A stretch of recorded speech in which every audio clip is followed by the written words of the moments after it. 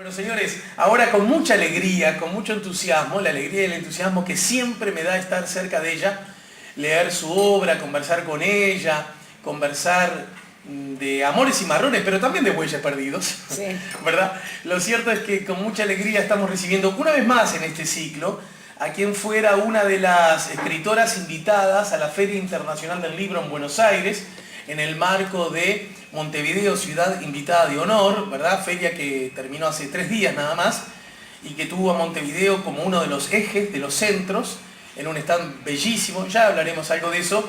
Estoy hablando de la docente, de la poeta, de la cuentista, de la novelista, de la también abogada, ¿verdad? Estoy hablando de eso y mucho más. Estoy hablando de nuestra querida y admirada Marcia Collazo. Ay, bueno, yo lo aplaudo a él también. Muchas gracias. Bueno, lo que pasa es que, como dice Antonio Machado, hay que hacer camino, ¿no? Se hace camino al andar. Golpe a golpe. Y si yo les contara todos los caminos... Sí, por eso digo, todos los caminos que yo he andado y las opciones de vida que a esta altura he asumido y algunas que he dejado, hasta yo misma me asombro. Porque, por ejemplo, bueno, yo ejercí la abogacía durante muchos años, pero hoy por hoy no la ejerzo. Lo único que mantengo de la abogacía es la docencia. La docencia en Facultad de Derecho, la docencia en este momento en la Regional Norte, en Salto. Es un nuevo desafío, que primero lo asumí porque, bueno, no había nadie y los chiquilines estaban, la verdad, en una situación muy vulnerable. Estoy hablando de alumnos que no solamente son de Salto, hay unos que viajan desde Paysandú, desde Rivera y desde un montón de pueblos y ciudades que están en el medio. Y entonces es maravilloso porque yo viajo hacia ellos, hacia la Regional Norte, y ellos viajan también. O sea, es un fenómeno único, creo yo, en el país, que un montón de gente, tengo más de 60 alumnos, por lo menos 40 de ellos viajan ese día, igual que yo, y todos convergemos en la Regional Norte. Y para mí eso es maravilloso y bueno, nunca lo voy a dejar. Tanto así que el día que me jubile de otras actividades, no me quiero jubilar de la docencia universitaria porque eso me lo permite la ley. La ley permite claro, que el docente universitario siga, incluso hasta después de los 70 como docente de mérito. O sea, si llego, vamos a hacer un poco unas momias. Que vamos a llegar con 2 bastones. ¿Si llegás a cuánto, dijiste? A los 70. Ah, pero ¿por qué vamos a hablar de cosas que van a ocurrir dentro de 30 años recién? Y bueno. ¿Estuve bien? Por supuesto, faltaba más. Ya llegaste a los 40. Bueno, recién. Estoy a punto de cumplirlos. Bien, muy bien. Y entonces, fíjense que yo abandoné el ejercicio de la abogacía. Y esto se los cuento porque... A veces pasa que los escritores, y sobre todo cuando investigamos, nos apropiamos un poco de las vidas de aquellos que admiramos. Y a mí me pasó que yo he escribido libros sobre amores y desamores de la historia uruguaya, y uno de esos personajes es Carlos Baferreira. Y otro es Figari, otro es José Pedro, ¿dije bien? Sí. Pedro Figari. Nació el 29 de junio. No sé porque es mi cumpleaños. Me acuerdo de esa tontería. Y bueno, sí, está bien. Yo nací el día de Miguel Ángel, ¿qué te parece a vos? Bueno, 13 de marzo. Bueno. Uno pintó negros, otro ángel. Exacto, los dos pintaron. Y bueno, y cuando yo leí la vida de Carlos Baferreira, que yo todavía ejercía la abogacía, y la ejercía con vocación, pero ya escribía, entonces yo vivía como dividida, como tironeada por 2 fuerzas que entre sí se odiaban verdaderamente, porque es muy difícil ser abogado y ser escritor. Yo creo que es casi imposible. Porque además ser abogado exige muchísimo de uno. Bueno, leo la vida de Carlos Baferreira y me entero de que él ejerció durante muchos años la abogacía hasta que pudo, digamos, comprar una casa que alquiló durante más de 10 años hasta que la compró, esa casa que hoy todos conocemos como la casa de Baferreira. En el Prado, ¿no? En el Prado, más de 10 años la alquiló. 15 años creo que la alquiló hasta que la pudo comprar. Y ese día, ¿qué saben que hizo Carlos Baferreira? Renunció al ejercicio de la abogacía. y se dedicó a la filosofía. Y yo me empecé a sentir tan identificada. Y después cuando leo la vida de Pedro Figari, que también, ojo, y además Pedro Figari todavía fue un abogado célebre, Sí.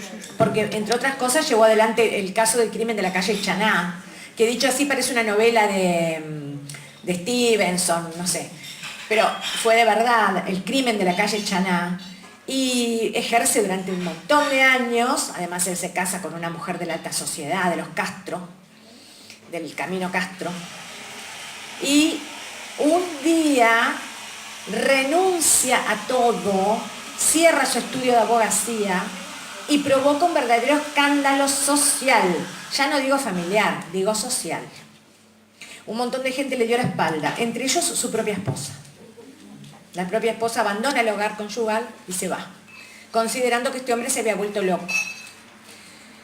Ya aprovecho y les cuento de paso algunas de las cosas que he escrito, ¿no? Porque bueno, yo escribí sobre eso, escribí sobre esa relación de pareja, pero también sobre, digo yo, no sé, sobre esa decisión de vida, esas decisiones de vida que a veces son cruciales y que por ahí nadie entiende, y de repente me atrevería a decir que ni yo entiendo. El otro día hablaba con un gran amigo, que voy a nombrar, el doctor Wenir Sartú, gran amigo, colega, colega de facultad, colega del Instituto de Filosofía del Derecho. Y lo fui a ver y a conversar con él, porque cada tanto hay que cultivar las buenas amistades. Y bueno, de alguna manera como que me pareció leer en sus ojos la sorpresa de que yo no estuviera ejerciendo la abogacía. Bueno, de repente ni yo entiendo por qué lo hice. La cuestión es que soy feliz. Creo que con esas dos palabras... Y a propósito de tu propia peripecia, me encanta el rumbo que está tomando la charla. ¿No corriste el riesgo que corrió Figari? No, sabés que no, porque tengo un marido que es un santo. Mirá, mi marido, cuando yo ejercía la abogacía y que yo era una máquina, era casi una fiera, porque viste que los abogados terminamos siendo medio querellantes de más, ¿viste? Entonces de repente, no, Alejandro, ese vaso ahí no puede ir. Disculpame, perdón. Porque tal norma de higiene ambiental, bueno, y yo me era medio así. Y entonces un día mi marido... No, me estoy dando cuenta de las razones que él te pidió. Dejá la abogacía. A veces discutíamos por banalidades, como por ejemplo, ¿cómo se hace la tortilla de papas? Y yo le daba, según yo, una clase. Él me decía, mentira, ninguna clase. Te estás creyendo que sos una jueza, me decía. No estás en un tribunal, no estás en un tribunal. Entonces, pero él me conoció de antes de ser abogada. Haceme esa pregunta mía, a ver, si podríamos funcionar como pareja. Cada uno está perfectamente bien enamorado, además conocemos a nuestra ¿De qué? ¿De la tortilla de papa? A la pucha. ¿Cómo harías la tortilla de papas, Alejandro? No sé, mi amor, a vos te queda perfecta. Yo soy bueno morfándola. Perfecto, es muy rica. No, pero veremos. Entonces un día me dijo una cosa que me dejó descolocada. Me dijo, extraño a la mujer que eras antes de la abogacía. La verdad es que me dejó, a ver, pulverizada. Él me conoció siendo una persona muy creativa, porque cuando uno escribe, no es que de un día por ahí se te despertó el cerebro y te pusiste a escribir. Eso no es verdad. Yo escribí desde niña. Yo a los 13 años escribí una obrita de teatro, que mi mamá guardó con mucho cariño. Bueno, situemos, porque la gente no tiene por qué saberlo todo. Venías de un hogar donde los estímulos seguramente estaban implícitamente y explícitamente muy subrayados, ¿no? Totalmente, porque mi madre también fue escritora y yo creo que fue una gran poeta, Zuleika Ibáñez, y mi papá profesor de historia, y un gran profesor de historia además, Vladimiro Collazo, pintor, mi abuelo materno Roberto Ibáñez, el fundador del Archivo de Investigaciones Literarias, o sea, era un peso pesado lo que yo tenía. Yo tenía el peso pesado. Y Y mi abuela Sara de Ibáñez, que fue poeta y muy conocida, y bueno, y todo aquello, ta. Obviamente que los libros y la pintura y todo eso andaban siempre en la vuelta. Así que yo escribí desde chica, y ya te digo, escribí esa obra de teatro, y me gustaba mucho dibujar, y me gustaba escribir cuentos. Pero un día, bueno, aquello de mi hijo el doctor, ¿no? Mi papá quería que yo fuera abogada. Como tantos padres quieren. Yo te juro, Alejandro, yo haría una encuesta en la Facultad de Derecho, pero antes habría que darles el suero de la verdad.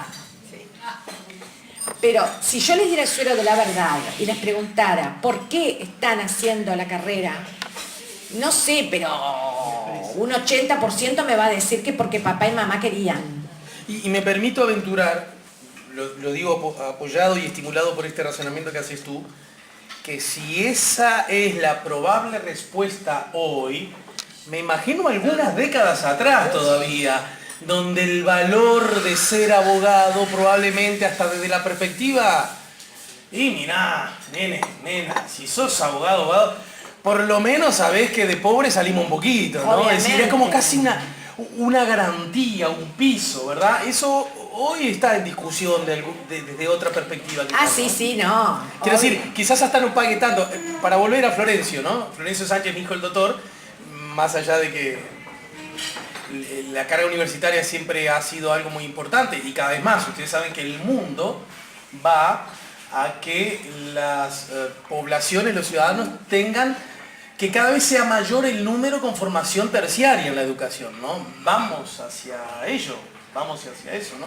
Pero en todo caso, mi hijo el doctor, como dijo Florencio, en algún punto parece que está como un tanto cuestionado hoy día, ¿no? Sí, sí, está bastante cuestionado en algunos puntos y está cuestionado desde la filosofía del derecho y desde la ciencia jurídica misma. No me voy a meter en eso, ¿eh? La parte académica la quiero dejar afuera. Pero, a ver, yo le agradezco muchísimo a la Facultad de Derecho de este país, a la educación gratuita de este país, que es algo que deberíamos celebrar todos los días y valorar todos los días, porque yo tengo un primo lejano con 2 niñas preadolescentes que se vino de Estados Unidos porque le costaba más de $70.000 la carrera de cada una de sus hijas. Y no era de abogacía, aclaro, era de asistente social una y la otra no me acuerdo ahora de qué. El abogado paga mucho más. Obama, cuando llegó a la presidencia de Estados Unidos, todavía estaba pagándole al Estado su carrera en... ¿dónde fue que la hizo? Ahora no me sale, ya me voy a acordar. Entonces, eso yo, por supuesto, se lo agradezco a mi país. Pero además agradezco la formación que me dio la carrera. Vaya si le agradezco. Lo que pasa que cuando mi marido me conoció, yo era una muchacha que usaba polleras largas, pañuelos coloridos, que iba a Bellas Artes. Claro. Eras un poco multiloca. Multiloca. Hippie chic. Ahí está. Y en pocos años me volví una especie de baldosita que hablaba de códigos. Salier. Y bueno, y eso me quedó un poco, no voy a decir que no, pero me rescaté. Bien. Y mientras eso... A ver, también, porque uno es la suma de muchas cosas, ¿no? Sí, claro. Y me parece, tampoco lo advierto en tu relato, que no hay una actitud de renegar de aquello. No, para nada. Uno se nutre de muchas aguas. En todo caso, ¿pensás que hoy día a la escritora hay cosas de la abogada que le auxilian, que le ayudan? Sí, sin ninguna duda. A mí creo que me ayudó muchísimo el método que da, el método mental quiero decir, ¿no? De lógica que da la formación universitaria, a mí me ayudó muchísimo para desarrollar un método mío como escritora. Para, ¿cómo les voy a decir? Para desarrollar una estructura para mis libros. Para desarrollar un argumento y bueno, y después todo lo demás que no es ya de la universidad, sino que es de la imaginación y de la sensibilidad si se puede llegar a cultivar, que yo trato de cultivarla todo el tiempo trato de cultivar la sensibilidad.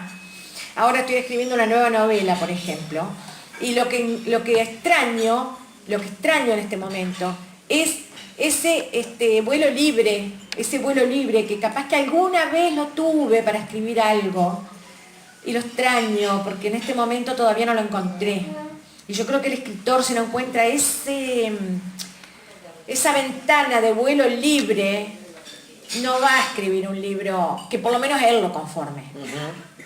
Entonces, si bien yo estoy escribiendo una novela, el otro día, mirá, me pasó, en un momento dado que yo estaba escribiendo, me pasó que se me ocurrió una escena que me gustó, me dejó contenta, pero me está costando. Y bueno, cuesta mucho. ¿Y escribís en algún momento del día? ¿Tenés algún rito? ¿Tenés algún...? Escribo cuando tengo tiempo, y la verdad es que últimamente tengo poco tiempo, porque tengo muchas cosas. ¿Qué cosas tenés, Marcia? Y mirá, tengo por ejemplo, bueno, doy clases en el IPA, Instituto de Profesores Artigas. Eso historia. Yo historia de las ideas y filosofía del derecho. Doy clases en facultad, además tengo que investigar porque mi cargo en facultad me exige investigar, por ejemplo escribir artículos, ir a congresos, todas esas cosas. Además escribo para Caras y Caretas semanalmente, que también, porque no le vas a dar al lector algo que a vos no te conformó, ¿verdad? Primero que nada vos tenés que ser exigente contigo mismo y después el lector dirá, el lector juzgará. ¿Y qué vino primero a tu vida, la profe de historia o la recién aludida abogada? La profe de historia. Yo me recibí de profesora de historia a los 22 años. O sea, fue lo primero. Aquí en Montevideo. Aquí en Montevideo. En el IPA. Sí. ¿Y cuándo te viniste de tu Melo natal? A los 18 años. No, perdón. De Melo me fui a Minas. Me llevó mi familia, porque yo nací en Melo, pero a los 2 años de edad, mis padres, cuando yo tenía 2 años, mis padres se radican en Minas, en una hermosa chacra, que es uno de los recuerdos más hermosos de mi vida, una infancia en el campo, una infancia con animales, con naturaleza, ¿no? Y me enseñó muchísimo esa infancia de campo, pero mis padres fueron muy sabios, porque cuando yo cumplí 18 años, yo era la mayor, mis padres decidieron, bueno, los 4 hijos van a estudiar y nos tenemos que mudar a Montevideo. Era más barato además. ¿Así? Y sí, imagínate mantener 4 hijos en Montevideo. Era más barato mudarse a Montevideo. Ah, claro, que en lugar de... Claro, que todo el mundo se mudara, era más barato.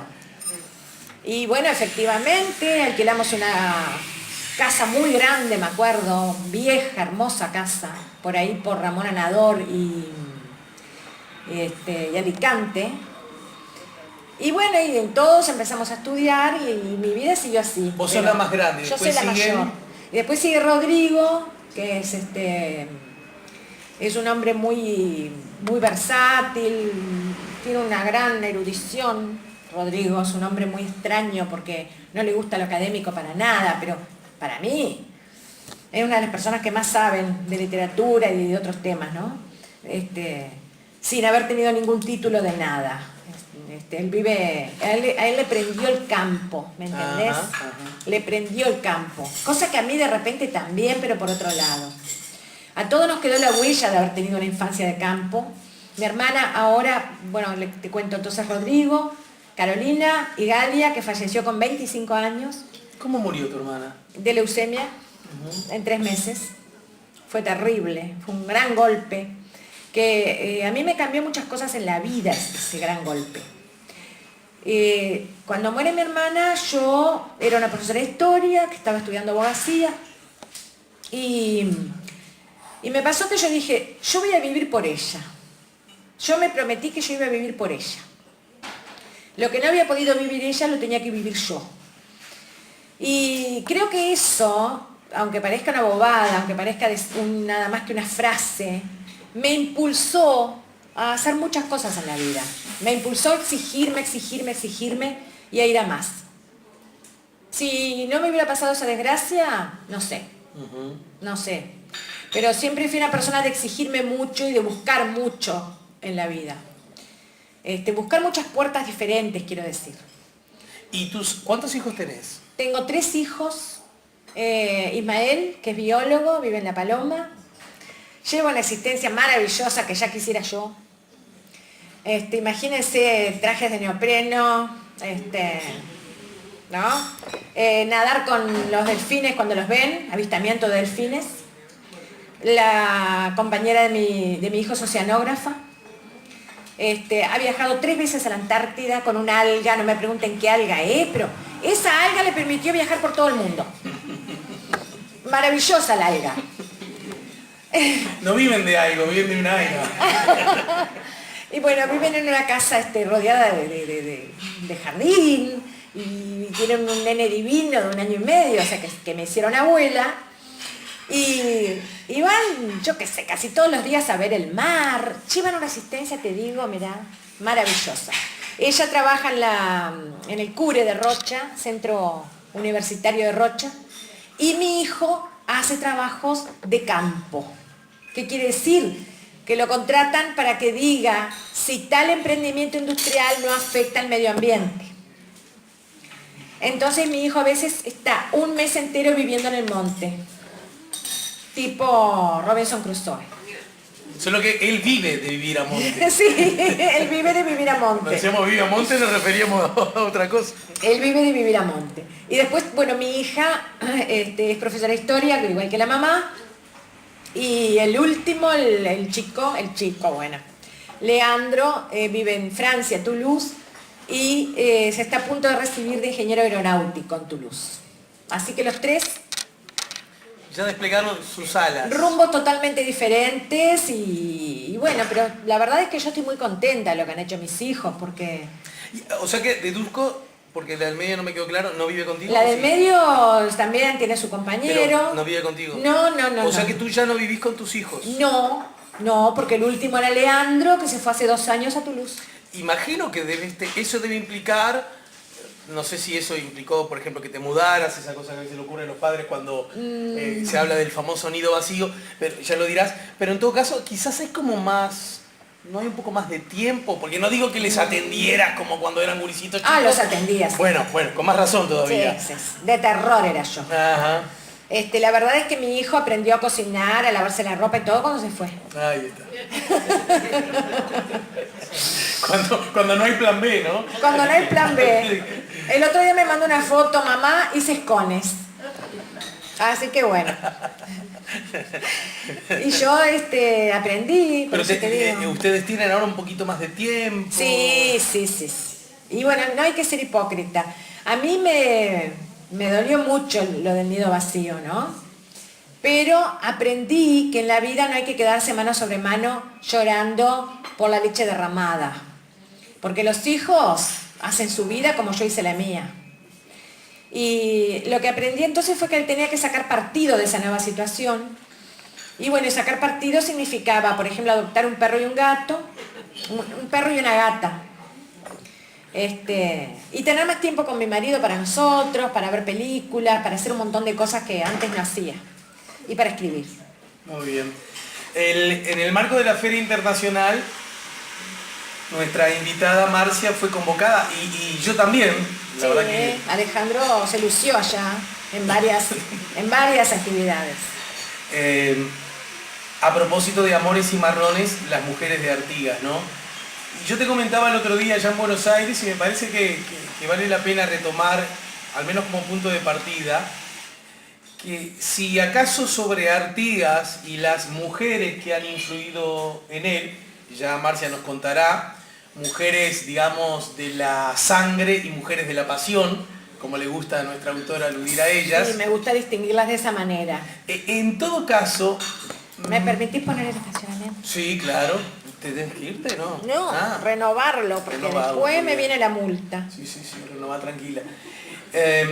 A propósito de los Amores y Marrones, las mujeres de Artigas, yo me pregunto si este momento histórico que nos toca vivir, donde los asuntos vinculados a los derechos de los seres humanos en general, y en este caso, en particular, los derechos de las mujeres, los asuntos vinculados a la violencia de género, que por diversas razones tanto ganan la atención de todos nosotros. Primero, porque hay crímenes horrendos que aún continúan, sí, pero también porque es cierto que, a propósito de estas realidades, se transforman en noticia y en reacciones de la sociedad que en todo caso probablemente antes existieran o de otra manera, pero que estaban un poco más invisibilizados quizás, ¿no?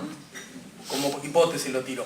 En todo caso, hablar de las mujeres de Artigas implica necesariamente ser, en tu caso, hija de este tiempo donde los asuntos de género están, es inocultable, más presente que, para hablar, como recién lo hacíamos, 30, 40, 50 años atrás? Sí, claro, claro que sí.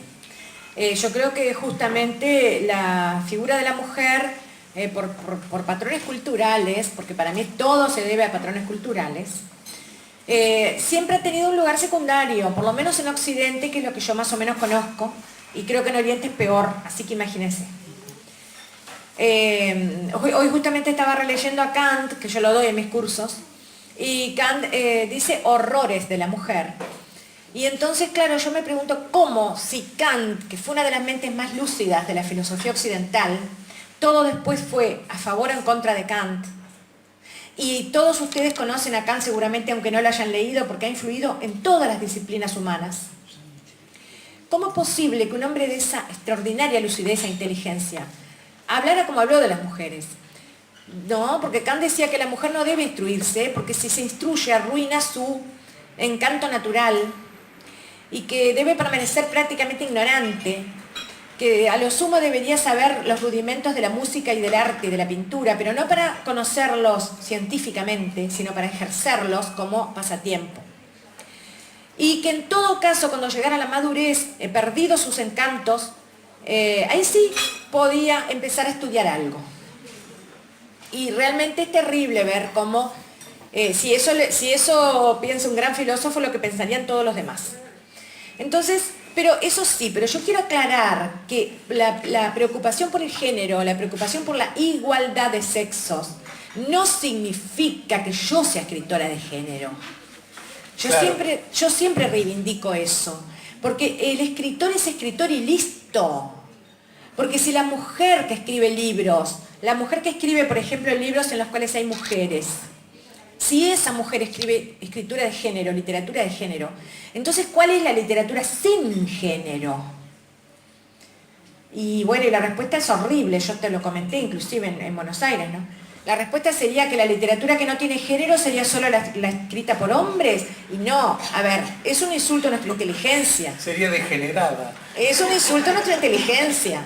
Entonces, como es un insulto a nuestra inteligencia, digamos lo que debemos decir.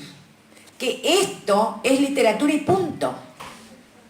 Que no hay que etiquetarlo, que no hay que colgarle rótulos. Que colgarle rótulos es ponerle rejas. Colgarle rótulos y decir que esto es escritura de género es ponerle rejas a la creación de la mujer. Yo estoy convencida de eso. Puede que alguien me diga lo contrario, yo lo he investigado bastante inclusive. Hay escritoras argentinas que, por ejemplo, se han rebelado contra ese mote que la pone en un lugar secundario a la mujer. Y dicen, no, yo no hago literatura de género, yo hago literatura, punto. Yo quiero escribir como mujer, como hombre, como bicho, como mineral, como estrella, como árbol, como homosexual y como heterosexual. Yo quiero escribir como lo que sea, pero no soy escritora de género. Marcia, ¿es probable que esa etiqueta responda a un interés de marketing de las editoriales? Es decir, para ganar un público. Del mismo modo digo que a mí uno de los problemas que siempre me ha causado como potencial lector la etiqueta, el subgénero, literatura de género, es que entonces yo, como soy varón, me genera casi hasta como un desestímulo para leerlo. Es absurdo, es totalmente absurdo. O sea, sí, son las editoriales un poco las responsables, ¿no? No digo las culpables, digo las responsables. No, porque recordemos que la lógica de las editoriales es clasificar. Pero además es una lógica comercial. Hacen un producto que quieren que llegue al que el mayor número de personas lo compre. Y sí, y de repente piensan, bueno, esto de repente lo va a comprar la mujer. Claro, porque, me alcanza con que un número de mujeres alto. Pero le hace más mal que bien a todo. Le hace más mal que bien a la creación, al arte, a la literatura y por supuesto a la lucha por la igualdad de géneros. En todo caso, a ver si te sigo bien, doctora. Vos decís, esta no debería ser adjetivada, esta novela, ni mi literatura en general, como una literatura de género, entre otras cosas, porque no aplica mi forma, mi vínculo con la literatura, no está en mi rol y además nada tiene que ver con lo que yo quiero hacer. En todo caso, adjetivámela como si es buena o mala literatura. ¿De acuerdo? ¿Hasta ahí voy bien?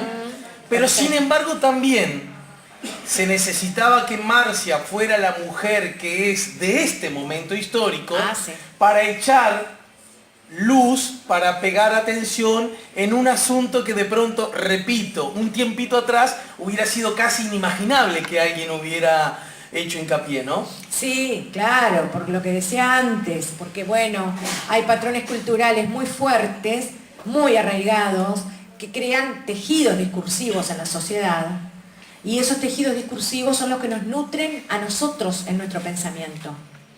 Entonces, por ejemplo, las mujeres se ornamentan, y yo también lo hago, y se depilan y usan sutienes de aro. Antes usaban corsé, ahora usan sutienes de aro que las pinchan también.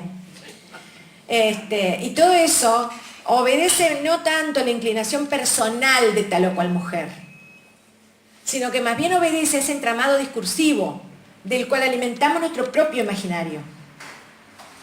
Entonces, dentro de ese entramado discursivo hay un montón de cánones de lo más variado que ustedes puedan concebir, y uno de esos cánones dice que la mujer no participaba en determinadas actividades a la par del varón. Bueno, Kant lo dice explícitamente y no hace tanto, 1780 lo dijo, ¿no? No hace tanto en términos de lo que es la historia humana. Bueno, tengo un tío abuelo que lo dijo hace 15 minutos también, ¿no? Ay, sí.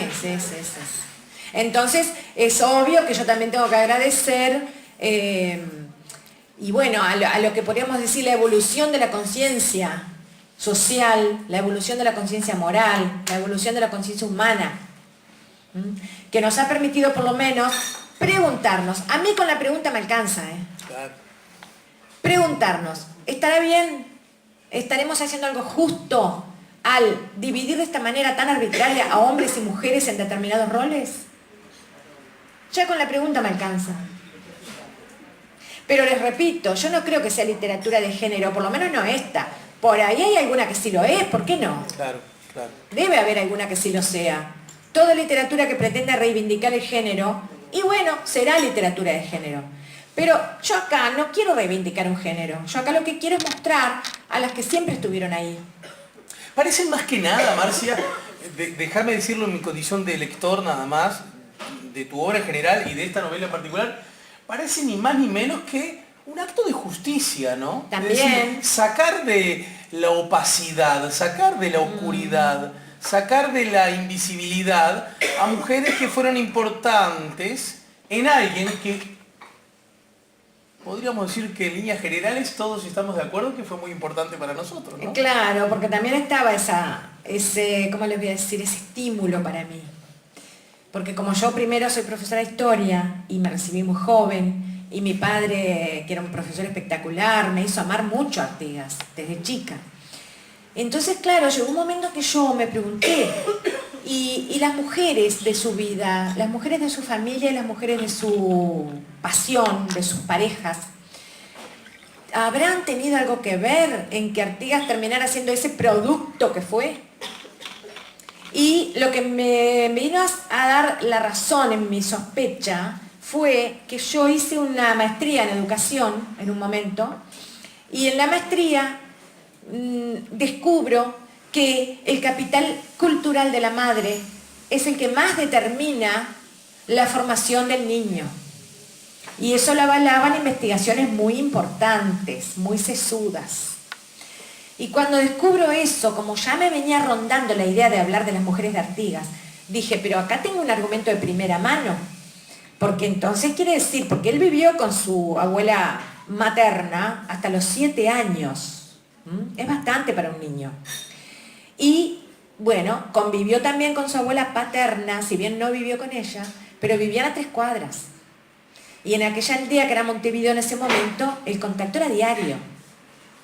Y después está la madre principalísima en la vida de cualquier niño. Y más si me dicen las investigaciones estas que el capital cultural de la madre determina la formación del niño. O sea que aquí ya tenemos 3 de esas mujeres de Artigas.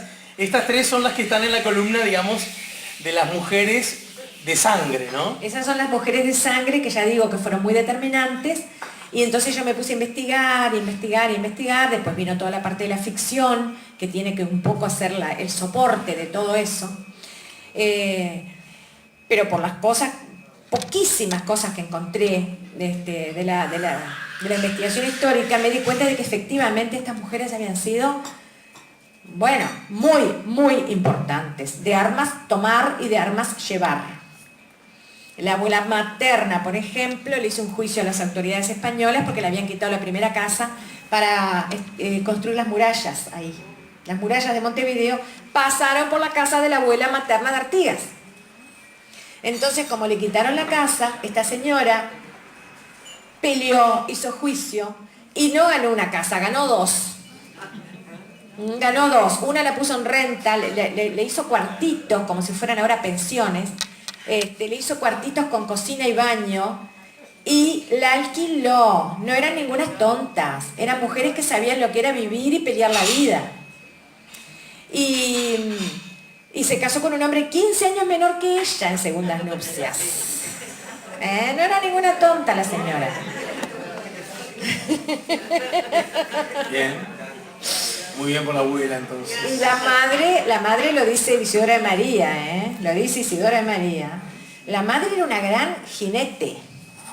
Era tan buena con el caballo como cualquier hombre.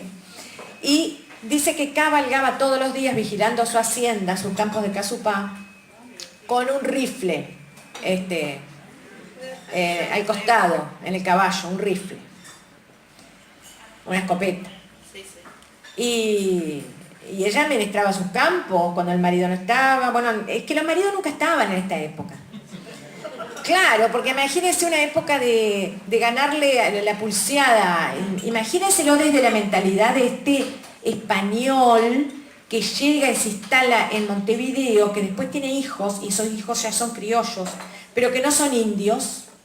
Entonces se le disputaba la frontera al indio todo el tiempo. Era una vida de peligro, era una vida de riesgo. Y el abuelo de Artigas integraba el cabildo, y una de las funciones que él tenía era la de justamente pacificar la frontera y parlamentar con los indios, perdón. Y eso le llevó la vida entera al abuelo frente a una corona española tan desagradecida que nunca le pagó los salarios adeudados. Se murió sin cobrar los salarios adeudados por más de 20 años de servicio. Así que bueno. Y entonces estas mujeres solían quedarse solas al frente de sus casas, y ni les digo cuando vivían en el campo. Y había que saber manejar armas, había que saber andar a caballo, todas esas cosas. Y el sentido de comunidad, que yo lo dije en Buenos Aires, el sentido de comunidad que le dieron. Bueno, yo estuve en el Gran Uruguayo, en el penúltimo programa. ¿El programa de televisión de Canal 10? Sí, en el penúltimo programa, que no tuve casi tiempo de hablar. Cuando vi que no iba a tener casi tiempo de hablar, bueno, tuve que largar todo así de una. Creo que te conocían también. No, y lo que quiero decir es que ahí enfaticé el sentido de comunidad de Artigas, que lo heredó de estas mujeres y de estos hombres. Fuiste avalando entre comillas, candidatura de Artigas. Claro, yo tenía que defender la candidatura de Artigas. Y estaban a esa altura también... Valle. ¿Quién fue ese día? Valle, China y Tabaré. Tavares. Perdón. Pero ¿quiénes, no te acordás quiénes fueron los que...? Ah, sí, mira, Puglia defendía a China Zorrilla. A ver si alguien lo vio que me ayude. El Rafa... No, porque Chandy estaba siempre, está hablando de los invitados. El que defendió a Tavares, Rafa Cotelo. Rafa Cotelo. Ajá. Y estaría a Valle lo defendió Amado, el diputado Amado. Que lo defendió muy bien. Lindo panel. No, precioso panel. Sí. ¿Sabés qué? Bueno, yo les quiero decir que hay una novela paralela, hay una especie de metanovela que está vinculada a esta, Amores Cimarrones, Las Mujeres de Artigas, y que tiene que ver, lo ha contado Marcia muchas veces, ¿no? Tengo la alegría de que me lo ha contado a mí también más de una, y tiene que ver con cómo fue el origen y cómo fue la peripecia de, de esa primera idea y después papel escrito por letras, frases, oraciones, pero que hasta que no te la agarra un editor y la transforma en libro, no es libro, ¿verdad? Las personas que aquí escriben lo saben bien y hay como una zona de que algo es todo y a su vez aún no es nada. Claro, en alguna medida, ¿no es cierto? Claro, totalmente. Y yo quiero decir que fue como alguna de las mujeres de Artigas, nuestra invitada, fue una mujer muy convencida de lo suyo, muy corajuda, muy guapa, muy persistente, muy de andar con su caballo y el rifle, tratando de defender su idea, pero que también supiste, bien ganado, pero sé que me vas a entender, también supiste tener algo de fortuna y de privilegio. Y sabes que yo cuando leo, ya lo he leído por distintas razones, lo he leído muchas veces, el prólogo que hace Eber Raviolo sobre tu novela. Eber Raviolo es el referente de... Banda Oriental es un editorial referente en nuestro país. Probablemente ustedes lo sepan. O como Kant, quizás lo sepan sin saberlo. Como aquel personaje, yo lo cité el otro día en la Feria del Libro, como aquel personaje de Molière que hablaba en prosa y no lo sabía, ¿verdad? Esto es parecido. Banda está en nuestras vidas, Banda Oriental, está en nuestras vidas de diversas maneras, muy presente, y de pronto nosotros hemos recurrido a Banda, a sus autores, a sus conceptos, a sus libros, a sus textos, sin saber exactamente si correspondían a Banda. Por supuesto que la mayoría entiendo que sí ubica perfectamente a Banda. Y nada de lo de Banda Oriental se entiende sin Eber Raviolo, este referente de la literatura uruguaya, que murió hace bien poquito, pero que de alguna manera se ha ganado la inmortalidad. Y Eber Raviolo, primero que ya a lo mejor Marcia tiene ganas y nos cuenta algunas de las cosas de cómo convenció a este hombre para que se llevara semejante mamotreto. Imagínense, si así es con el libro impreso, imagínense en hoja, no sé si estaban impresas o pasadas a máquina. Así nomás, A4. Sería un... Ni me quiero imaginar. Y el hombre, santo varón, se lo llevó a sus vacaciones. Pero en todo caso, miren algunas de las cosas que dice este formidable maestro en un prólogo. Miren que no saco el boleto de ingenuo. Ustedes podrán decir, bueno, hace elogios porque él es de la editorial. Y la editorial tiene interés en que venda el libro, por supuesto. Eso le pasa a cualquier editorial. Pero los conceptos, si uno hila fino, van más allá de una vocación comercial. ¿Se va entendiendo? Sí. Y dice, no se trata de una crónica histórica y salva limpiamente uno de los obstáculos con el que han tropezado muchos intentos contemporáneos. ¿Cuál es ese obstáculo? El peligro de caer en la lección de historia, de sucumbir a la necesidad de contar didáctica, y tediosamente, casi siempre, la historia macro a costa de la acción verdaderamente novelesca y de la autenticidad de los personajes. Pavada de elogio, ¿no? La verdad que sí. Es decir, la verdad que sí, que me siento la privilegiada. Ni más ni menos que la clave del éxito en una novela que recoge contexto histórico, ¿verdad? Y mucho más de una profesora. Y de una primera novela. Claro, porque este es otro asunto. Le publicó, lo dice el propio Raviolo, lo dice, es la primera vez que publicamos una primera novela de este tamaño. Ay, dice, no, mirá, lo cuenta, no hay ni siquiera es un chisme, porque lo cuenta, dice, hemos publicado sí a Mario Delgado Aparaín y a Tomás de Matos, otro abogado y escritor. Otro. Hemos publicado sus primeros trabajos, pero eran así, o sea, el riego, esto es un socotroco que se lo publicás a Vargas Llosa, ¿verdad? Bueno, la señora logró entreabrir esa puerta. Y ven ustedes, en segundo término, sus 6 protagonistas no son estrictamente heroínas, aunque puedan ser heroicas. Qué linda distinción, ¿no? Heroína de heroica. Sino se trata de mujeres de su lugar e integradas a las creencias y costumbres de sus épocas. 6 vidas a las que se sigue desde la intimidad oscura de cocinas y galpones, de aldeas y campos, de tertulias y fogones, según las líneas redactadas sobre la base de las palabras de la autora. Y termina diciendo, y en cuanto a la figura, dice muchas cosas más, ¿no? La que subrayé para compartir con ustedes. Y en cuanto a la figura de Artigas, nunca llega a taparlas con su sombra. Lo vemos crecer desde un modesto segundo plano, madurar y sumergirse en el caos de la revolución, y hasta que en las últimas páginas el reflejo de su derrota se mantiene en la dramática soledad y la natural incomprensión de Melchora Cuenca. Y yo me imagino, Marcia, que, bueno, ¿no? Que, vuelvo a decirte, qué lindo esto que escribió sobre, qué fina observación, ¿no? Me imagino que vos, haciendo este trabajo, debiste hacer un esfuerzo para no caer en la tentación de que a la corta o a la larga Artigas se llevara todos los premios. ¿Me explico? Ay, seguramente Artigas, desde el lugar incluso que vos decís que lo tuviste de niña y que de alguna manera u otra todos los tenemos, decimos vamos a hablar de las mujeres de Artigas, pero falso. Terminamos hablando de Artigas. Bueno, la señora no lo hizo y lo señala Raviolo. Sí. ¿Existió esa puja? ¿Existió ese tironeo? Y bueno, un poquito al principio, pero enseguida creo que entendió Artigas, ¿no?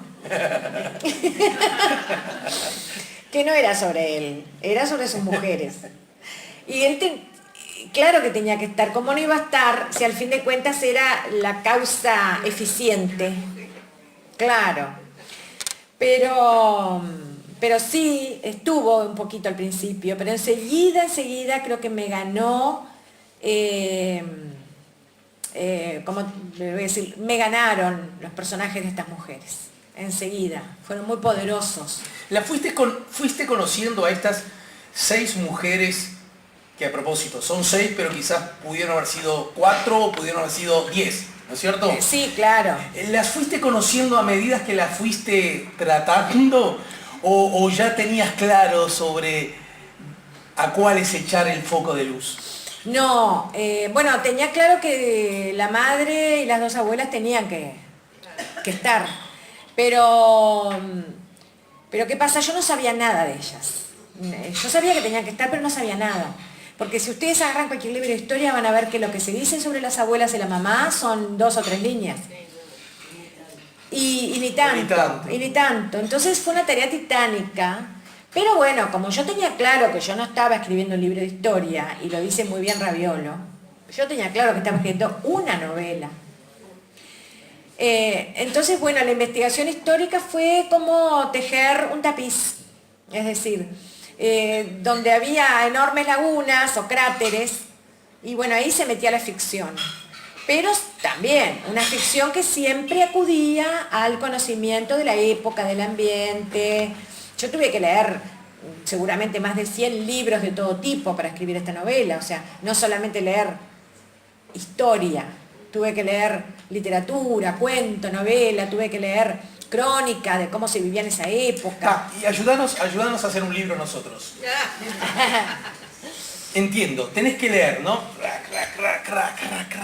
Vas allá, algunos los conseguís, otros tenés que ir a la biblioteca, ¿no? Sí. Y cuando ves algo que va en tu dirección, ¿qué haces? Lo subrayás, lo fotocopiás, arrancás la hoja del libro y te vas huyendo de la biblioteca.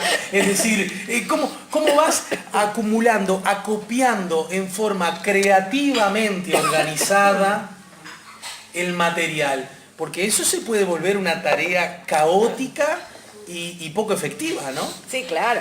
No, en realidad yo tuve siempre un método, que es escribir, punto. Cuando aparecía el material, yo ya de inmediato lo metía en la trama.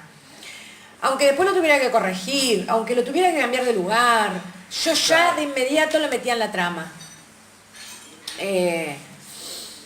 Y bueno, y es un poco lo que me está pasando ahora, ¿no? Con mi nueva novela. La nueva novela, justamente, mirá vos, qué increíble cómo me leíste este prólogo y dijiste una palabra que me impactó de Raviolo. Cuando dice heroínas, no heroínas, pero tal vez heroicas. Bueno, mi próxima novela es sobre las heroicas, es decir, sobre las mujeres de Paysandú. Y me está pasando una cosa muy parecida, que Leandro Gómez no es el protagonista.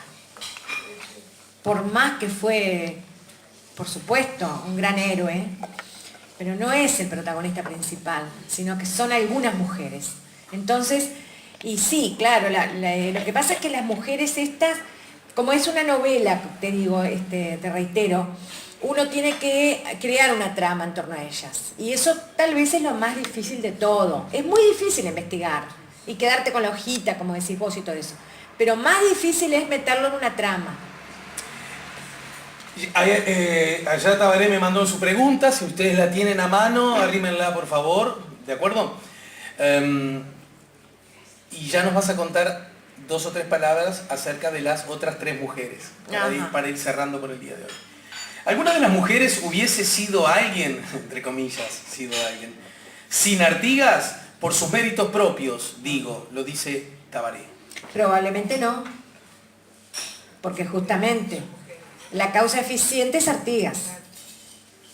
Ahora, claro, en torno a Artigas uno se puede plantear un montón de cosas. Uno se puede plantear hacer investigaciones históricas, que se han hecho unas cuantas y muy buenas en este país. Uno se puede plantear hacer una novela, como le hizo en su momento Eliseo Salvador Porta, una novela que se llama Sabina, cuya protagonista es mujer, y transcurre en la época de Artigas. Uno se puede plantear hacer otra novela que se llamó Ismael, de Eduardo Acevedo Díaz, en la que aparecen también unas protagonistas mujeres de una fuerza que no puede ser que tengamos olvidados a esos grandes autores. Bueno, en el combate de la tapera. En el combate de la tapera, que aparece Cata. Cata, claro. Josefa también. Y transcurre en época de Artigas, en tiempos de Artigas. Entonces, ¿qué pasa? Que también un poco Artigas ha sido el pretexto de muchas, no muchas, pero de algunas novelas. Y por eso les menciono Eliseo Salvador Porta y Eduardo Acevedo Díaz. Ha sido el pretexto Artigas. Pero Artigas no es ahí el hueso, no es la carnadura. La carnadura es Cata, la carnadura es Josefa. Mujeres anónimas, mujeres creadas por la ficción de estos escritores. Sabina, que es violada y muerta durante la violación. El soldado portugués termina violando un cadáver, ¿no? Y uno se puede preguntar, ¿y hubieran sido importantes ellas sin Artigas? Josefa, Cata, Sabina, aun cuando sean personajes de ficción. Puede que no, pero fueron importantes ellas, siendo seres insignificantes como tantos otros, porque pelearon en la revolución, porque pusieron su cuota aparte, anónima.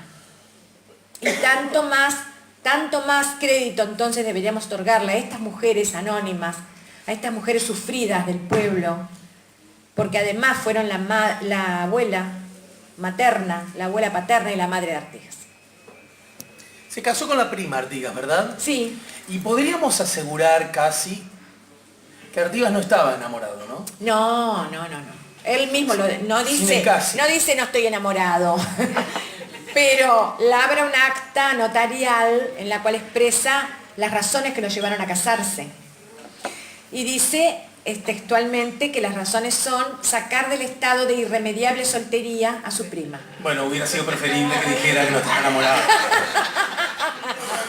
Porque si la quiere regar con el acta de decir, mira, te llevo para que no seas una solterona desgraciada. ¡Qué horrible, qué horrible!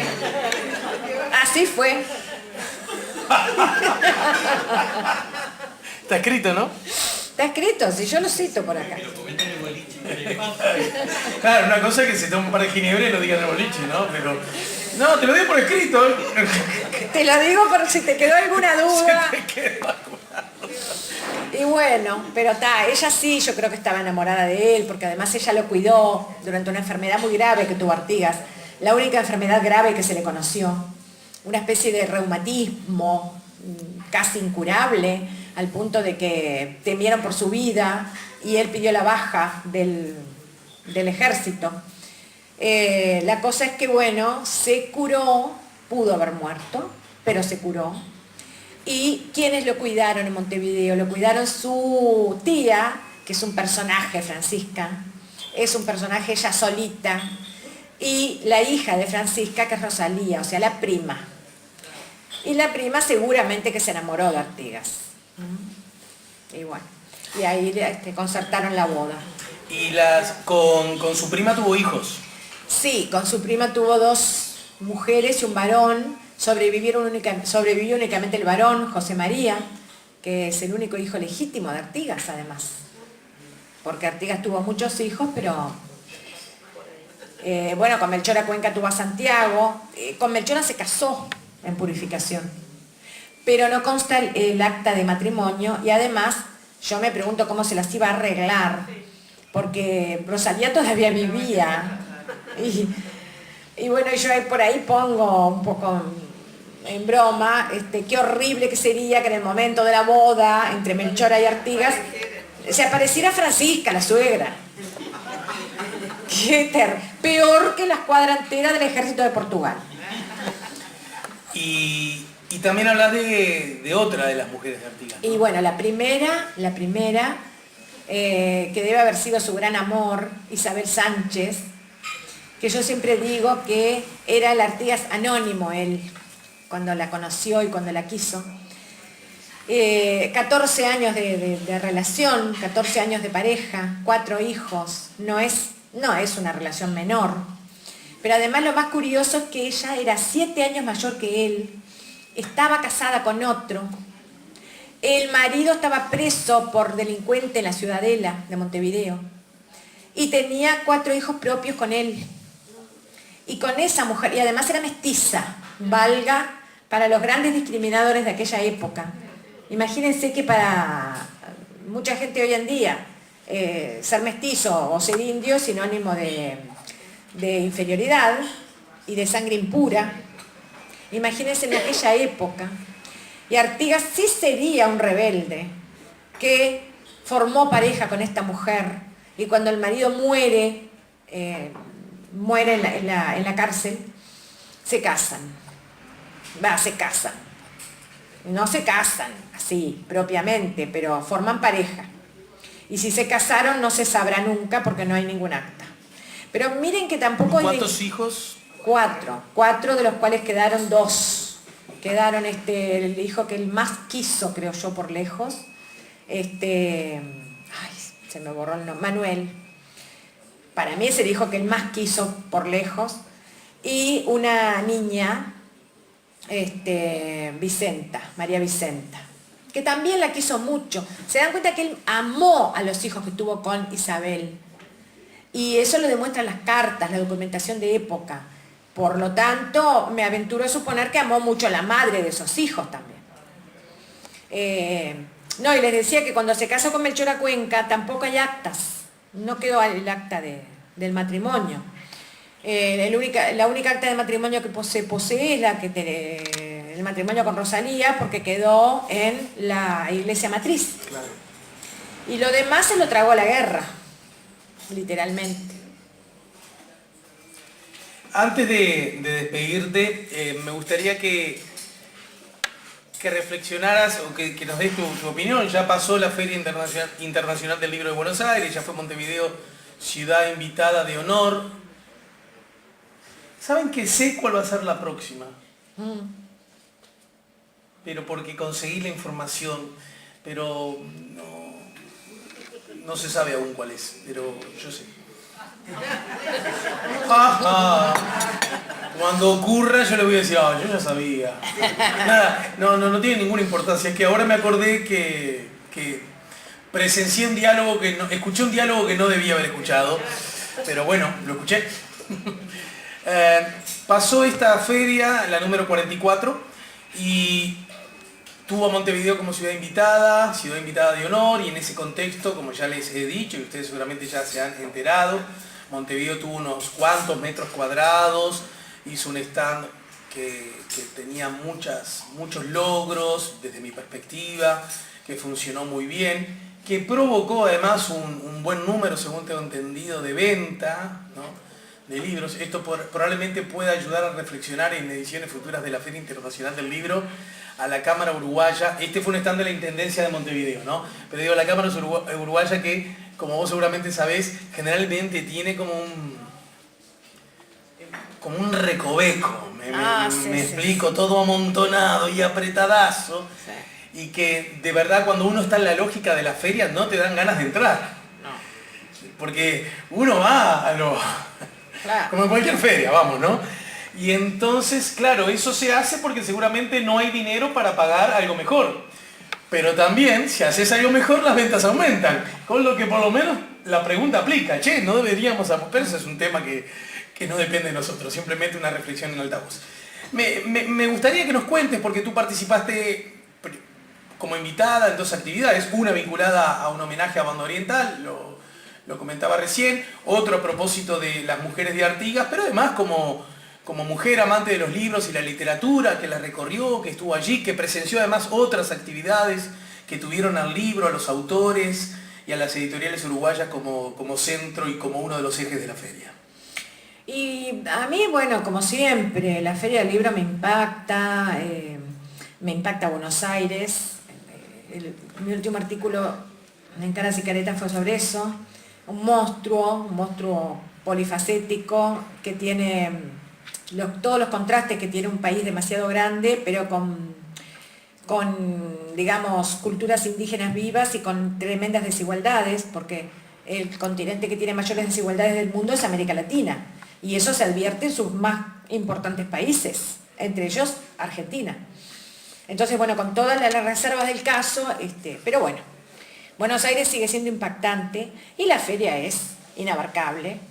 Me pasó que, bueno, una gran satisfacción, por supuesto, ¿no?, de que Montevideo haya sido la ciudad homenajeada, que hayan podido ir tantos escritores uruguayos valiosos, en los más diversos rubros, y poetas, quiero señalar también, porque la poesía está como un poco siempre en descrédito. Recién, creo que en los últimos años, la poesía en Uruguay está como dándose un poquito más de atención. Tal vez a eso hayan contribuido las redes. Siempre la poesía se la tuvo como la segundona de las letras. Acá, hablo de Uruguay. Y bueno, todas esas cosas me impresionaron favorablemente, pero sigo con el gustito amargo de que es tan difícil que los autores uruguayos sean publicados en Argentina como lo es que los autores argentinos sean publicados en Uruguay. Porque lo sigue siendo. Si vamos a las librerías, bueno, vamos a encontrarnos a Borges de repente y a Cortázar, pero no mucho más. Y esa es una cosa que deberíamos atender como pueblos, investigar qué nos pasa, por qué podemos cruzar un charco todo el tiempo, pero no podemos publicarnos dentro de los respectivos países, porque no lo hacemos. Bien, a mí me gustaría, hablando de la poesía justamente... Y eso que a mí me publicaron en Entre Ríos, quiero decir, Alguien mueve los ruidos. Este libro de poemas, este libro de poesía que vamos a sortear y que fue editado por Estuario, ¿Qué lugar está teniendo hoy día en vos, en tu universo, la poesía como realizadora, ¿no? Bueno, en realidad la poesía, para mí que no creo que vuelva a escribir poesía, por lo menos no de manera sistemática. Llegó un momento en que la poesía yo la fui canalizando a través de la narrativa. Y eso me lo dijo muy bien Jorge Arbeleche en un momento, porque yo, claro, comencé escribiendo poesía y publiqué 3 libros. Y en un momento me dice Jorge, lo que pasa es que tu narrativa es poética, la internalizaste por ese lado. Bueno, ojalá que sea así, yo no lo sé. Lo único que sé es que es la opinión de un sabio. Arbeleche es un sabio y tengo que prestarle atención, porque de repente quien empezó escribiendo poesía no la va a dejar nunca. Pero en este momento no creo que vuelva a la poesía. Puede que alguna vez. Lo que sí es verdad que la intento meter en la narrativa. Y hablando de narrativa y con alusión al futuro, y aludiendo al futuro, ese libro del cual ya nos adelantaste algo, ¿cuándo estaría? Bueno, no sé, supongo que puede estar a fines del año que viene, pero me va a dar mucho trabajo. O sea, hay algunas cosas que ya sabemos, este año no. No. Y el año que viene... Segunda mitad. Es posible, pero segunda mitad, porque lleva muchísimo trabajo, como les digo, pero además está la otra parte, en la que uno, si no se inspira, si no le pone ganas, y no es que yo no me inspire ni le ponga ganas, pero bueno, es un gran esfuerzo. Bueno, Marcia, procurá no dormirte ni demorarte demasiado, porque nos gustaría que el año que viene vuelvas a estar con nosotros. Muchas gracias, Marcia. Muchas gracias.